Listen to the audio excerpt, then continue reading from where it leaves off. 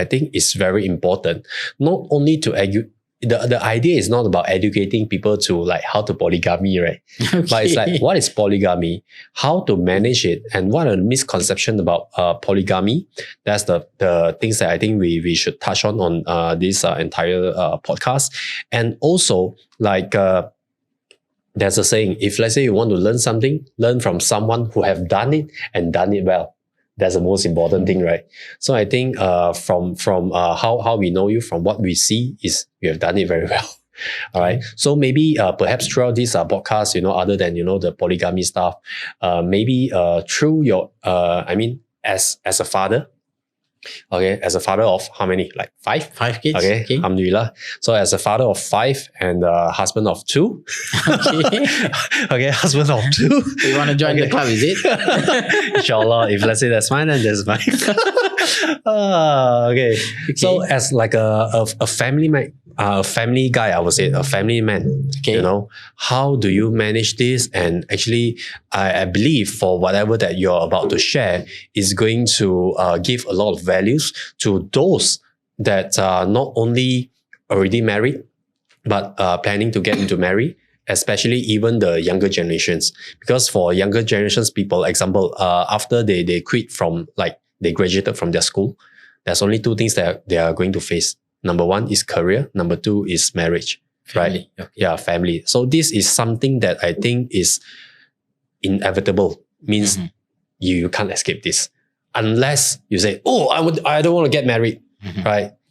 So I think it because from what I hear from you, from couple of times throughout your sharings, it's not something that the school teach. I don't think that there is any like PhD degree, master that particular subject. Yeah, in that particular field, right? So there's no way. But yet I think that it's so important, this knowledge or this information or these tips to be passed down, not only from one generation to the other, but to spark the awareness of about Islamic parenting, okay, Islamic family planning, stuff like that. So yeah, so why not you just again share with us, for those that haven't listened to your story, like how do you achieve all this? Maybe you can start with all the who, what, where, when, how, stuff like that, right? Okay, it's a very good thing. Inshallah, we're going to talk about something which is very important. So now you change to English, huh? So make sure you stay in English, huh? Because I think we maybe have... it could be mixed a bit lah, in the way that we are going. English. It have been already in my conscious mind to speak in English. Suddenly you have Okay. Okay, you see. Inshallah. Number 1, I feel in this world, it is a process of learning till the end for everybody, including me. See, in my life, it is a learning process also, since beginning until now. Even when come to marriage life, when come to family and everything, even until now, so I'm still learning and everything. But I always think how actually those time they can handle all those things. People who have married more than one wife, few wives, and they can live happily with no problem. But now, when it comes to polygamy, it's like such a big problem. Do you get what I mean? And most of the ladies, they cannot accept polygamy, regardless what race or religion they are, including the Muslims also, and including of some ustazah also. There are a lot of people among the ustazah also is being a very staunch, what they call this, fighter against the polygamy. Do you get what I mean? So I was like, why they are looking at polygamy in such a way, and why at those time all these things doesn't being a very big issue. Okay. Yeah, why is that? Why? Because I feel, number 1 is because of our education system. Do you get what I mean? If you see, it is not, when I talk about those time, I does not mean even 1,000 or 2,000 years ago. If you go just like 50, 60 years ago, polygamy was a norm. Even in India, polygamy was norm. In most of the country, polygamy was norm. Do you get what I mean? And then come some ideologies saying that for one man, there is only one woman. Then all the problems started. Why they have things like that? Because in normal circumstance, everybody think man and woman are equal. So whatever things that man cannot do, woman also cannot do. Whatever things that woman can do, man also can do. Vice versa. Do you get what I mean? There is where the problem started. Okay, you see, in religion, you see, I want to change to Malay. Sebab saya rasa penguasaan bahasa Melayu saya jauh lebih bagus daripada bahasa Inggeris. I don't care. And bila saya nak cakap, so saya boleh tahu the right choice of word that I want to choose when I want to talk about this topic. Then a lot of people won't get to hear, like from what you have shared, because like doing, subtitles is very hard. Okay, dia sebenarnya macam ni. Tengok. Dia dah tukar. Okay, sebab sekarang macam ni. Kita kena faham, nombor satu, kebanyakan daripada kita ada masalah untuk understand kedudukan. Kita ada problem untuk memahami kedudukan. Okay. Ini in general. Boleh faham tak? Baik dalam semua sudut saya boleh kata. Anak kadang-kadang tak tahu apa kedudukan dia sebagai anak. Parents tak tahu apa kedudukan dia sebagai parents. Pekerja tak tahu apa kedudukan dia sebagai pekerja. Bos tak tahu apa kedudukan dia sebagai bos. Suami tak tahu apa kedudukan dia sebagai suami. Dan isteri juga tidak tahu apa kedudukan dia sebagai isteri. Dia dah mula jadi cacah marba. Disebabkan itu, bila ada orang dia pergi kerja, dia walaupun dia pekerja tapi dia behave macam dia bos. Kita pergi satu tempat, kita pun tak tahu siapa bos dekat sini ni. Do you get what I mean? Bos pula pergi tempat itu, kita pun tak tahu dia betul bos ke dia kuli. Do you get what I mean? Kita ada kecelaruan untuk menentukan kedudukan kita.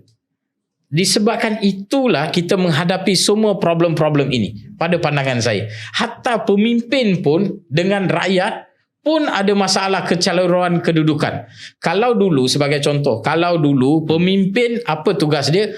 Pemimpin adalah ketua yang sepatutnya membawa anak-anak buah dia, yakni rakyat semua, supaya boleh mentaati Tuhan, supaya boleh buat diorang menjadi manusia yang baik, supaya boleh bawa diorang ke syurga bersama-sama. Ini merupakan peranan ketua pada suatu ketika dahulu. Tetapi pada hari ini, itu bukan lagi menjadi peranan ketua. Ketua akan fikir bagaimana aku nak menang perasaan rakyat-rakyat aku supaya rakyat aku boleh undi aku. Okay.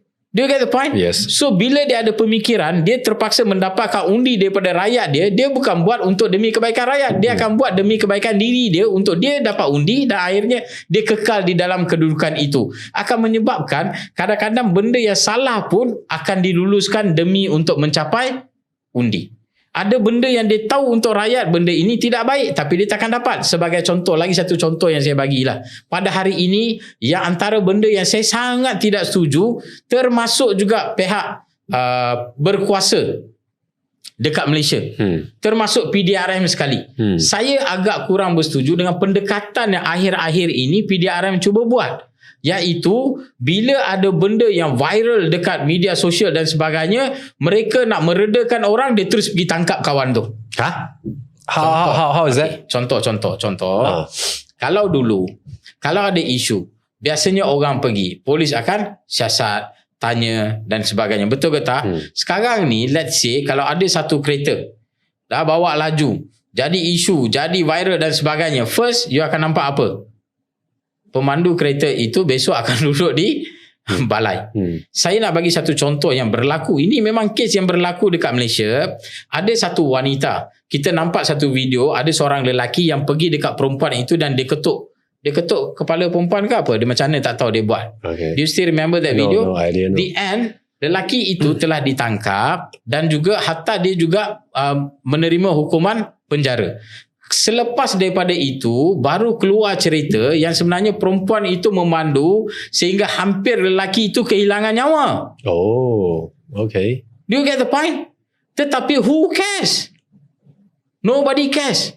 Boleh faham tak? Dan apabila dia dah, kalau dulu dia takkan pergi pun sampai ke arah itu, sebab polis biasa panggil, dia akan siasat panggil perempuan tu, betul ke, panggil lelaki ni, biasa tanya depan dulu, betul ke tak ada.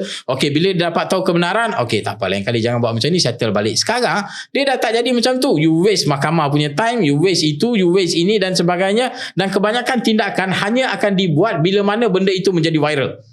Jangan bagi tahu dengan saya dekat Malaysia tidak ada banyak kes. Ada pelbagai kes. Ada pelbagai raport polis yang dibuat dan sebagainya. Tetapi keutamaan akan diberikan kepada kes yang viral. Okay. Okay, so bila you buat macam tu, you tengah bina masyarakat yang bagaimana? You tengah membina masyarakat, jika mahu you punya kes ini diambil tindakan, maka you viralkan. Adakah kamu tengah membina satu masyarakat yang intelek ataupun you tengah membina satu masyarakat yang penuh dengan emosi? So ending dia, bila orang viral, you takkan dapat tahu what is the exact story. Sebab bila dia viral, dia hanya akan rekod bagi pihak dia apa yang dia nak rekod saja. Apa yang berlaku sebelum itu dia akan rekod tak? Dia tak akan rekod. Do you get the point? Dan rakyat akan buat judgement berdasarkan kepada perkara itu dan polis buat tindakan berdasarkan kepada perkara itu. Dan saya kurang bersetuju dengan pendekatan begini. Boleh faham tak? Sama juga bila ada orang buat kecoh, hatta saya sendiri, dalam isu yang saya sendiri dapat pun dulu, bila orang buat report dan sebagainya, mereka dah tahan. Bila diorang tahan, dia cakap apa? Dia cakap, oh tak, sebenarnya kami tahan ni untuk kami nak redakan orang. Hai, kalau tak salah, pasal apa nak tahan? In the end, saya punya kes, ada salah ke? Tak ada salah pun. Bawa pergi mahkamah. Mahkamah pun tak naik. Tak, no case to be charged. Kalau you dah tahu daripada awal, first of all, buat apa you nak pergi tangkap orang macam ni for nothing? Sebab tujuan dia, kita nak redakan orang. Tengok polis, dia perlu bertindak berdasarkan kepada kebenaran. Boleh faham tak? Kalau salah, you ambil. Kalau tak salah, is okay. Tapi sekarang, dia bukan isu sama ada you salah ataupun tidak. Walaupun you tak salah, demi saya nak redakan orang, saya terpaksa buat-buat macam ambil tindakan. So, pendekatan ini akan bawa ke arah yang jauh lebih tidak adil pada orang. Do you get the point? Okay. Itu saya punya pandangan satu. Kita berbalik semula kepada masalah kedudukan dan sebagainya. Begitu juga. Kita ada kecelaruan di dalam memahami kedudukan bila datang kepada rumah tangga. Suami tak faham kedudukan dia dan isteri pun tak faham kedudukan dia.